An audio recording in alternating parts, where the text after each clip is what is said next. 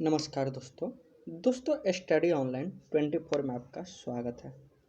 तो दोस्तों हम लोग जो अभी वीडियो देखेंगे, जैसा कि आप तस्वीर देखकर समझ गए होंगे कि वीडियो किस चीज़ से रिलेटेड होने वाला है, क्या चीज़ से है। तो दोस्तों इस वीडियो को देखकर आपको समझ आ गया होगा कि अभी हम लोग सविनय अवज्ञा आंदोलन यानी जिसे डांडी मार्च के भी नाम से जाना जाता है को पढ़ने वाले हैं, समझने वाले हैं। और इसको दोस्तों हम लोग पूरे अच्छे से देखेंगे ताकि आपका आने वाला जो भी बीपीएससी का एग्ज़ाम है, झारखंड जिनको देना हो जेपीएससी या किसी भी आप कम्पिटिटिव तैयारी जो करते हैं उसके लिए ये वीडियो आपके लिए काफ़ी उपयोगी होगा। तो दोस्तों वीडियो को शुरू से अंत तक सुनिए और इसमें मैंने तस्वीर लगाकर आप लोगों को समझाने की कोशिश की है ताकि अच्छे से समझ में आ जाए। तो दोस्तों शुरुआत करते हैं। तो सबसे पहला जो है कि वर्ष 1929 में लाहौर कांग्रेस अधिवेशन में कांग्रेस की जो कार्यकारिणी सभा थी दोस्तों, उसने सविनय अवज्ञा आंदोलन को शुरू करने का अधिकार दिया गया। तो कभी कभी क्वेश्चन अभी का क्या जो सिचुएशन है कि बीपीएससी नॉर्मली क्वेश्चन नहीं पूछ रहा है, काफ़ी गंभीर क्वेश्चन पूछ रहा है। तो यहाँ आपको जानना जरूरी है कि वर्ष 1929 में लाहौर के कांग्रेस अधिवेशन में कांग्रेस की कार्यकारिणी सभा ने सविनय अवज्ञा आंदोलन शुरू करने का अधिकार पारित किया। और फरवरी 1930 में क्या होता है कि साबरमती आश्रम में कार्यकारिणी की दूसरी बैठक होती है जिसमें महात्मा गांधी को सविनय अवज्ञा आंदोलन का नेतृत्व सौंपा जाता है। तो अब इसको हम लोग देखते हैं कि इसकी शुरुआत कब होती है। तो दोस्तों इसकी शुरुआत जो होती है 12 मार्च 1930 से होती है। कब होती है? 12 मार्च 1930 से। और किस जगह से होती है? तो दोस्तों साबरमती आश्रम से। तो आपको ध्यान में रखना है कि 12 मार्च 1930 से डांडी यात्रा की शुरुआत होती है। और कहाँ से होती है? तो साबरमती से। और यह आंदोलन जो था, यात्रा कितने दिनों तक चला था? तो ये क्वेश्चन आपके बीपीएससी में पूछा गया है कि जो डांडी यात्रा था कितने दिनों तक चला था। ये आपका 66वीं में क्वेश्चन आया हुआ है। तो दोस्तों डांडी यात्रा जो चला था 24 दिनों की लंबी यात्रा थी, यानी 24 दिन की डांडी यात्रा की गई थी, यानी 12 मार्च से 6 अप्रैल के बीच।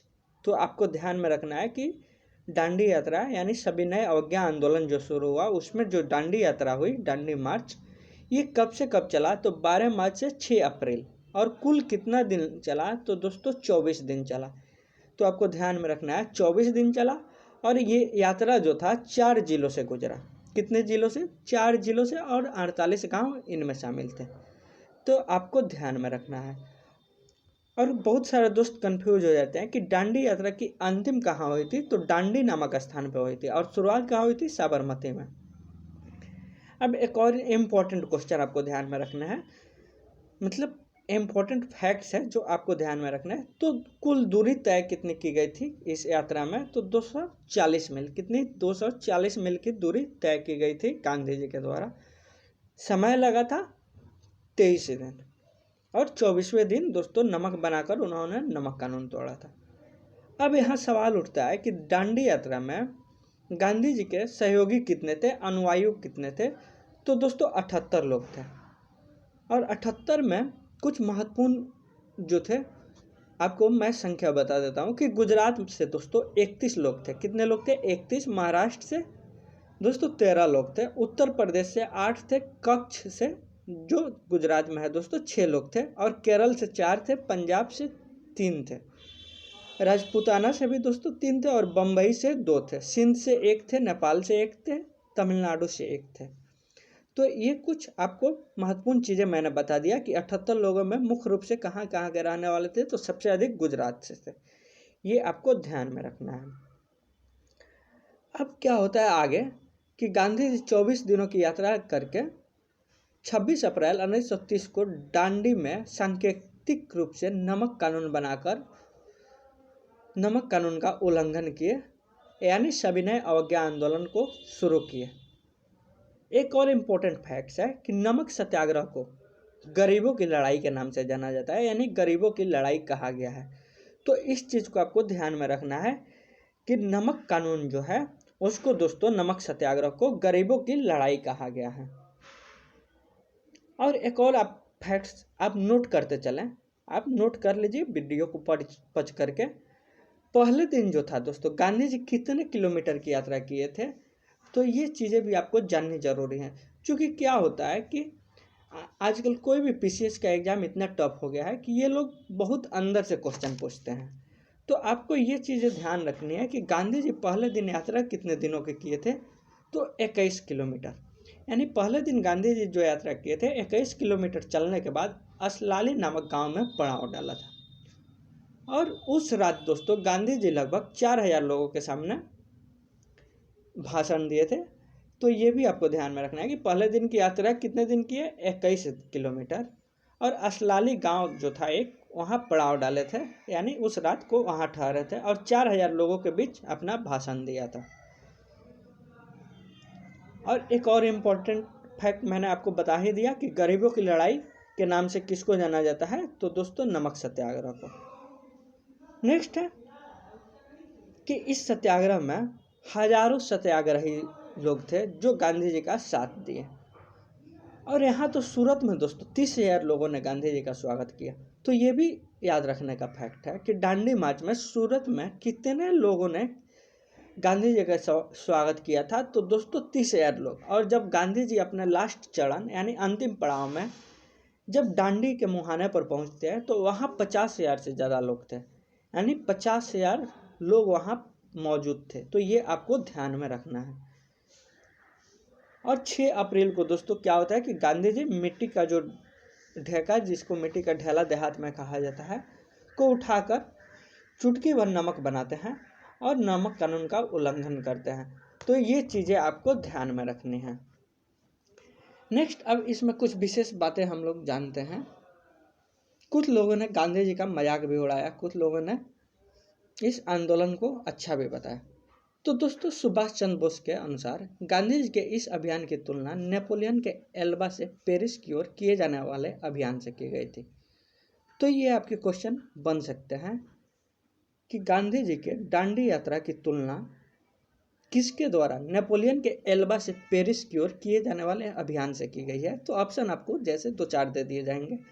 तो इसमें आपको आंसर लगाना है सुभाष चंद्र बोस, यानी सुभाष चंद्र बोस ने गांधी जी के इस अभियान को एल्बा से पेरिस की ओर जाने वाले अभियान से तुलना किए हैं। तो आपको ये ध्यान रखना है।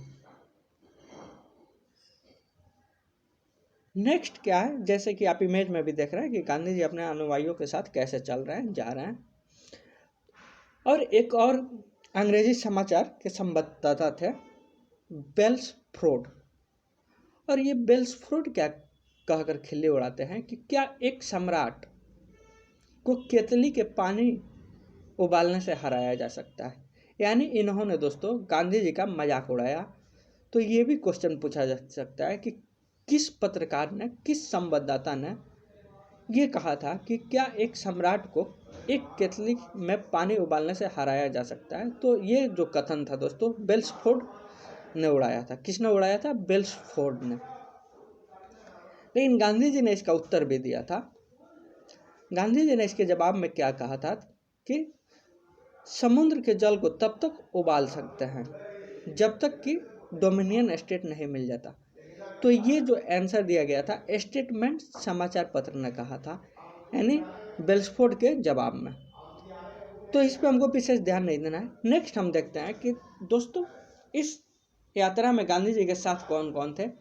तो तमिलनाडु के तंजौर तट पर गांधीवादी नेता थे श्री राजगोपालाचारी। कौन थे? श्री राजगोपालाचारी। तो दोस्तों श्री राजगोपालाचारी जो थे, इन्होंने तमिलनाडु में नमक यात्रा के लिए गांधी जी का सहयोग किया था, यानी तमिलनाडु में इन्होंने नमक कानून को संभाला। तो ये आपको ध्यान में रखना है। और एक और चीज़ था कि गांधी जी जो थे सविनय अवज्ञा आंदोलन के दौरान क्या होता है कि इनको गिरफ्तार किया जाता है। तो गांधी जी को गिरफ्तार कहाँ से किया जाता है? तो धरसना नमक गोदाम से गांधी जी को गिरफ्तार कर लिया जाता है 5 मई 1930 को। तो ये भी क्वेश्चन पूछा जा सकता है कि दांडी यात्रा के बाद, यानी यात्रा समाप्त होने के बाद गांधी जी को कहाँ से गिरफ्तार किया जाता है। तो धरसना नामक एक नमक का गोदाम था जहाँ से गांधी जी को 5 मई 1930 को गिरफ्तार करके एयरवादा जेल में भेज दिया जाता है। अब सवाल उठता है कि जब गांधी जी को एयरवादा जेल में भेज दिया जाता है तो उनके बाद इसके नेता कौन होते हैं, इसका नेतृत्व कौन करते हैं? तो दोस्तों उनके स्थान पे अब्बास तैयबजी जो है आंदोलन के नेता होते हैं और आंदोलन को चलाते हैं।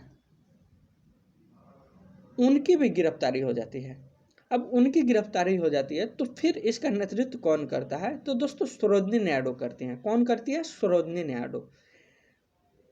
तो सरोजिनी नायडू दोस्तों भारत की कोकिला के नाम से जानी जाती हैं। तो सरोजिनी नायडू गिरफ्तारी के बाद धर्सना नामक गोदाम पर धावे का नेतृत्व करती हैं 21 मई 1930 को। तो याद रखना है आपको कि गांधी जी की गिरफ्तारी कब की जाती है? तो 5 मई 1930 को, जिसके बाद आंदोलन का नेतृत्व करते हैं अब्बास तैयबजी और उनको भी गिरफ्तार कर लिया जाता है। तो फिर सरोजिनी नायडू 21 मई 1930 को धर्सना नामक गोदाम पर धावे का नेतृत्व करती हैं। और एक और इम्पोर्टेंट क्वेश्चन बनता है, काफ़ी इम्पोर्टेंट है, कि सविनय अवज्ञा आंदोलन जो होता है इसका घटना का जो विवरण था किस अमेरिकी पत्रकार के द्वारा प्रस्तुत किया गया था? तो काफ़ी इम्पोर्टेंट है। तो यहाँ इसका राइट आंसर हो जाएगा दोस्तों वेब मिलर। क्या होगा? Web Miller. यानी जो सविनय अवज्ञा आंदोलन होता है इस घटनाक्रम का संपूर्ण विवरण किसके द्वारा प्रस्तुत किया जाता है? तो अमेरिकी पत्रकार वेब मिलर के द्वारा। तो ये भी आपको ध्यान में रखना है। अब इसमें हम लोग कुछ इम्पोर्टेंट फैक्ट भी जान लेते हैं। तो सविनय अवज्ञा आंदोलन के दौरान मणिपुर की जनजातियों ने भी सक्रिय भागीदारी दिखाई थी। यानी जो सविनय अवज्ञा आंदोलन होता है दोस्तों उसमें मणिपुर की जो जनजाति थी उसने भी सक्रिय भूमिका निभाई थी। और यहाँ पर आंदोलन का नेतृत्व जो किए थे नागा जनजाति की महिला गैडिनल्लुई, थोड़ा नाम टेढ़ा है दोस्तों, गैडिनल्लुई ने किया था। किसने किया था? गैडिनल्लुई ने। और इस आंदोलन को क्या कहा गया वहाँ मणिपुर में? तो सविनय अवज्ञा आंदोलन को मणिपुर में जिया तरंग आंदोलन कहा जाता है। तो आपको ध्यान रखना है कि सविनय अवज्ञा आंदोलन को मणिपुर में किस नाम से जाना जाता है? तो जिया तरंग आंदोलन के नाम से। तो ये चीज़ें ध्यान में रखनी है। अब बिहार के संदर्भ में भी हम देखते हैं कि बिहार में कहाँ क्या हुआ था। तो दोस्तों बिहार में दिसंबर 1930 में सविनय अवज्ञा आंदोलन के दौरान उत्तरी बिहार के सारण जिले में चौकीदारी टैक्स के विरुद्ध प्रदर्शन हुआ। यानी बिहार के सारण जिले में चौकीदारी टैक्स के विरुद्ध प्रदर्शन हुआ और प्रदर्शनकारियों ने बंदूक के 27 बार छर्रे दागे जाने की परवाह नहीं की। यानी सारण जिले में जो चौकीदारी टैक्स के विरुद्ध में प्रदर्शन हुआ इसमें अंग्रेजी पुलिस द्वारा दोस्तों 27 बार छर्रे दागे गए, गोलियां दागी गई। नेक्स्ट क्या है कि सविनय अवज्ञा आंदोलन की असफलता के बाद गांधी जी ने रचनात्मक कार्यक्रम को महत्व दिया।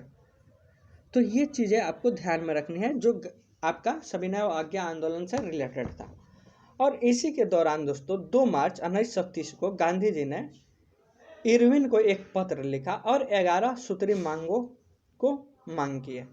तो ध्यान रखना है कि ये क्वेश्चन भी बन सकता है कि गांधी जी के द्वारा इरविन से 11 सूत्री मांगे कब मांगी गई थी, किस डेट में मांगी गई थी? तो 2 मार्च 1930 को।